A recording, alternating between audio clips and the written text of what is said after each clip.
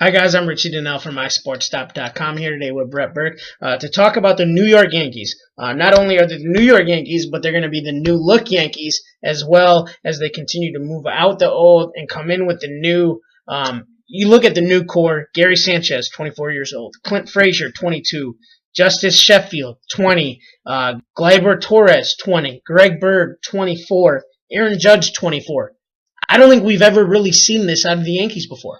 Yeah, every time you talk to somebody about who was able to watch in the 90s, they say this is similar to how it went when Derek Jeter was coming up, when Jorge Posada was coming up, Mariano Rivera, all those guys. It's a very similar situation, but I think they're going to be even more stacked this time around as the evil empire continues to find a way to make people look bad in trades. Yeah, and you just talked about one of the trades. Last year, they ended up trading Aroldis Chapman, got back some pieces, and then went out and signed him in the offseason. Mm-hmm. So essentially they gave up the piece they traded, they got him back, and they got back the value in the trade. So they ended up making a huge win right there in that trade alone. Yeah, on a year where they weren't going to win the World Series. Pretty smart move by Cashman. Give up Chapman for 2 months. Yep.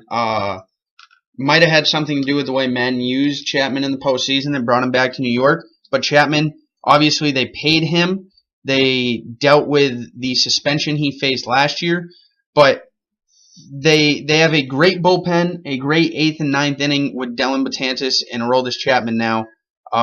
If they're leading into the 8th, it's going to be awfully difficult to beat this team. Yeah, the problem is with the Yankees that they have to be able to get to the 8th. Right now, Masahiro Tanaka is probably the only real pitcher that they have on their team. Looking at his numbers, he reminds me a lot of Felix Hernandez, a guy that pitches very good, low ERA, but he's only going to be able to get 14 to 15 wins because he's just not going to get the support from the other pitchers or the lineup.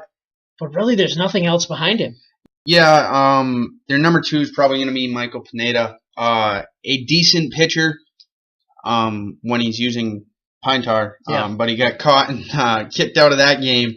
So Pineda is a guy that they got from Seattle when they made a trade a couple years ago for the catcher that they ended up sending over to the Mariners, but he hasn't quite panned out to be the guy they thought they would.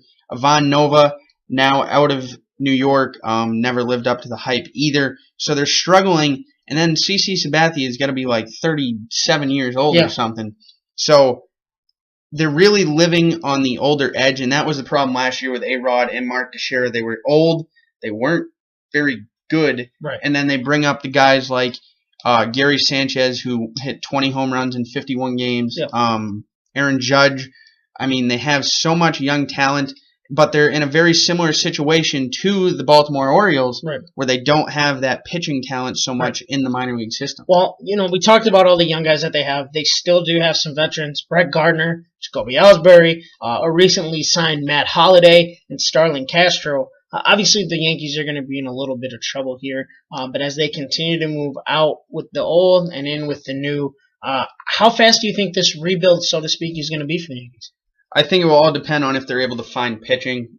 Castro, I think, will be around for a while. He's still relatively young compared to the rest of those veterans, but he's been in the league for 6 or 7 years. I think he's 26, though. Ellsbury's contract looks real bad right now. Matt Holliday, I think that contract will come back to bite them, too. Yeah, but he's probably going to be a DH only. Yeah, I think they wanted a veteran leader. And Brett Gardner still has value in the outfield.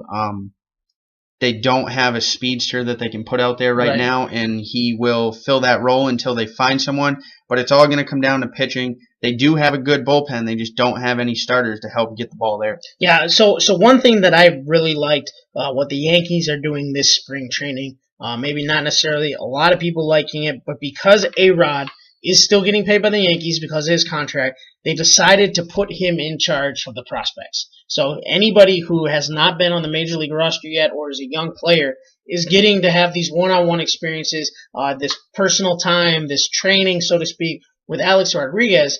Despite his off-the-field stuff, he's one of the best players that we have ever seen in our lifetime. Where do you think this goes for the Yankees? Is this, for you, is this a smart move? Is this a dumb move? Is this something that it's great for A-Rod or great for both? Or I think it's something very similar to what the Cubs did with Manny when Manny was in Iowa working with the AAA team. I think it'll help these guys immensely, like Gary Sanchez and Aaron Judge, because of what you said. No matter how much you dislike A-Rod, and A-Rod might be my least favorite player of all time, he did a lot of things, whether he cheated or not, that were impressive and Hall of Fame worthy if he had been clean. Right. He will be able to provide guys with a lot of information about hitting and just how to live the life of a baseball player and understand all the pressures that come with playing in New York. Right. So I have the Yankees finishing 4th.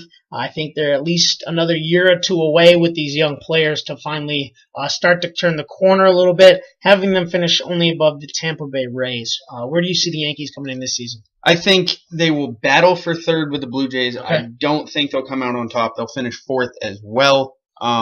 Pitching will be the key factor. If Tanaka stays healthy and Sabathia can provide a decent year, they might have a chance at 3rd place and maybe even running after a wild card. All right, guys, thanks for listening. Make sure you stop by mysportstop.com and check out other videos and original content.